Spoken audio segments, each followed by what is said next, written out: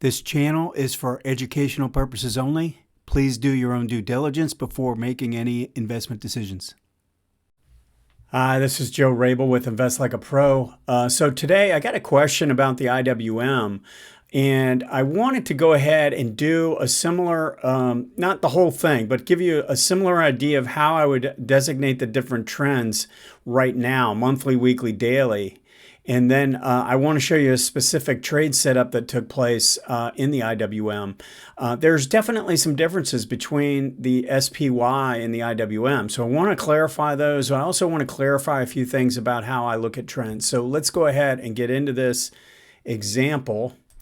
So I've got IWM here with my 4 time frames. Now I'm going to start with the monthly, and I want to just point out a couple things. Number one, I know we've got a declining 18 here, all right? But that doesn't mean this trend is bearish or negative, all right?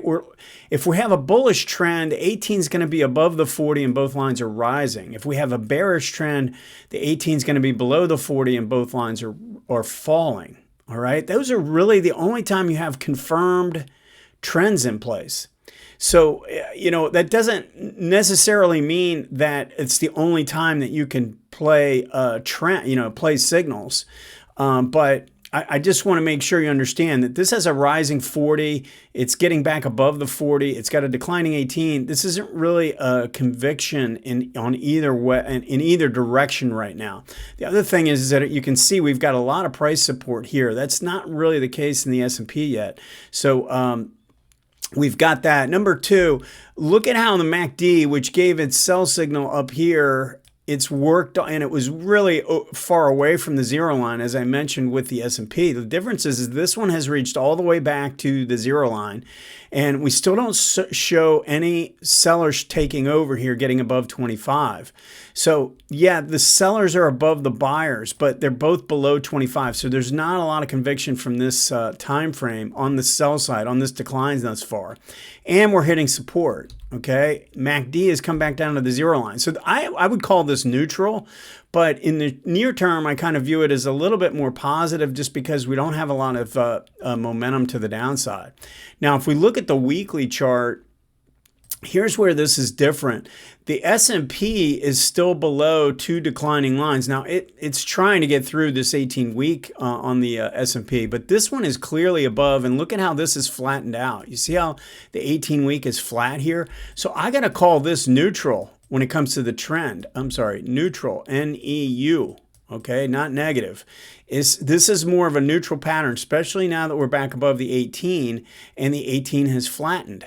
If we have both lines declining and we rally up above the 18, then it's still negative, all right? Now, in terms of momentum, this is similar to the S&P. You see this divergence that's taken place? We got a nice divergence here, and this has even weaker ADX. This last drop, the ADX didn't get above 25.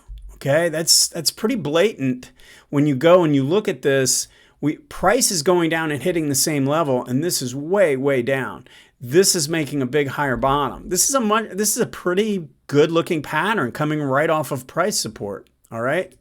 Now, if we go and look at the daily chart, this has not turned positive, but it's not that far away. If this crosses above this line, we're getting really close. And MACD is trying to get through the zero line right now. Maybe it won't.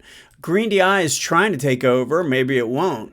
So if we fail here and this turns down, then we have overrun, but it's still more on a negative. If this comes up and fails and comes back down through 25 in a hard way, especially if they crisscross again, we know this is kind of failure.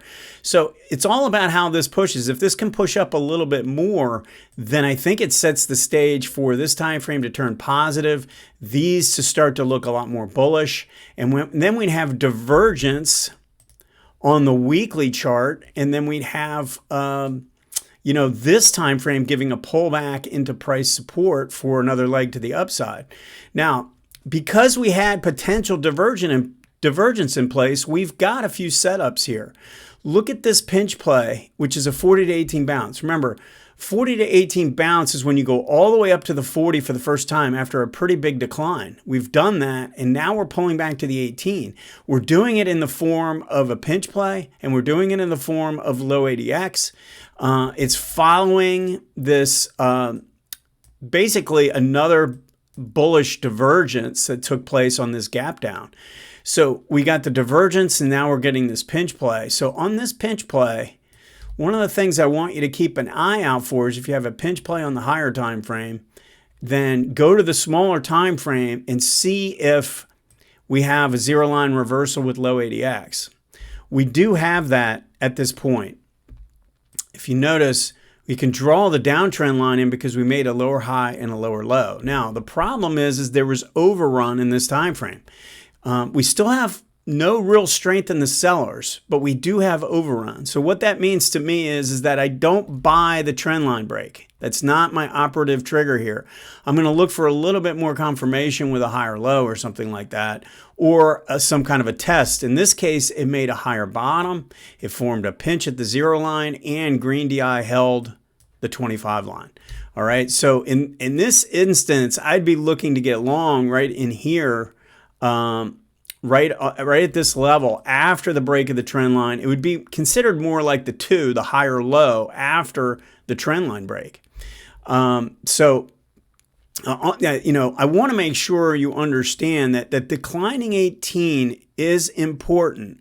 The slope of the 18 is incredibly important, but it is not how I would define a trend. Remember, the 18s are the trend lines in each time frame. Trend lines do not equal trends. Trend lines are giving us signs of whether the trend is intact or whether there's transition in place. So the fact that we've got a declining 18 is telling me in this instance that the trend that was up has turned down, but we're in transition right now because we don't have a confirmed trend. In this case, it's the opposite. We broke the trend line going up, but we haven't confirmed it yet by taking up this level here. So the 18 and the slope of the 18 is giving us an idea of what's taking place with the trend line. This is telling us we have a trend line break, but we don't have a confirmed trend because we don't have rising, moving. We don't have an 18 above the 40 essentially, right? So once we have that, now if you think about it, look at what happens here. Let's say price climbs here and takes out this peak. Well, we're going to have a 1, 2, 3, but what else is going to happen is the 18 is going to cross above the 40. So we're going to have a much more confirmed evidence of improvement here. Now, I prefer for the higher time frame to have both lines rising to really confirm the trend. And sometimes that takes not only the 3, but a higher low to develop. And in the process of forming that higher low, the 40 starts to cup around. That's more confirmed evidence. That's kind of what I'm looking for on a higher time frame, and then looking for a pullback to play the lower time frame. But I wanted to be sure that you understood that this is neutral, this is neutral, and this is neutral, all for different reasons. But the main reason is that if you look at them, they don't have the look of something that I would consider to be a confirmed trend. Remember, the 18 and the 40 confirmed trends. The 18 helps you to give you evidence of a reversal in trend. Big distinction that I want you to be able to understand. The 18 is the trend line. In most cases, you're going to draw a trend line in, and when you break the trend line, you're going to be breaking the 18 at the same time.